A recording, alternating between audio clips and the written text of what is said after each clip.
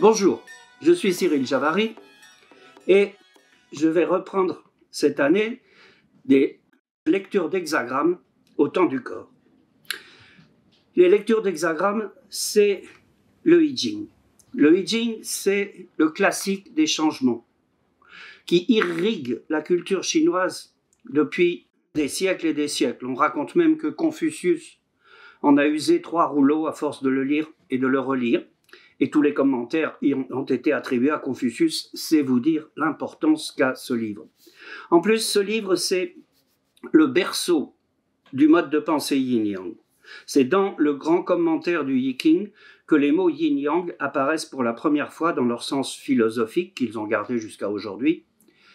Et alors qu'ils existaient depuis 8 siècles dans la poésie chinoise pour leur sens de ciel voilé, ciel clair.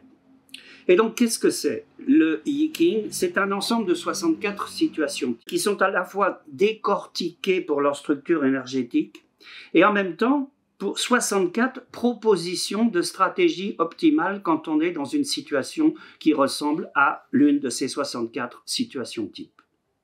Et c'est en cela que l'utilisation du Yi King en fait un manuel d'aide à la prise de décision. Quand on ne sait pas quelle attitude avoir vis-à-vis de quelqu'un dans une situation par rapport à un projet, eh bien, on va interroger le Yi King. C'est un peu comme si on allait voir un vieil oncle chinois qui nous connaît depuis très longtemps et qu'on lui dise voilà, je suis embêté, oncle Li, qu'est-ce que tu ferais à ma place? Et le Yi King nous répond en nous disant eh ben, si j'étais à ta place, je ferais comme ça. J'avancerais, je reculerais. Il y a plein de manières d'agir. Mais de toute façon, c'est toi qui choisis. Parce que le Yi King est un livre de bons conseils. Du fait qu'il ne prédit pas le futur, mais qu'il analyse le présent, comme la prise de pouls en acupuncture, non seulement il nous laisse toute notre liberté d'agir, mais en plus il l'agrandit. Parce que des fois, sinon, on aurait pu prendre la décision à pile ou face, au hasard. Alors que là, justement, ce qu'il y a d'extraordinaire dans le Yi King, c'est qu'il va utiliser le hasard pour choisir parmi les 64 situations types celle qui correspond le mieux à la situation réelle dans laquelle on est. Je vous dis à bientôt. Le 11 octobre, ce premier atelier de lecture du Yi King au temps du corps, rue de l'Échiquier, atelier mensuel.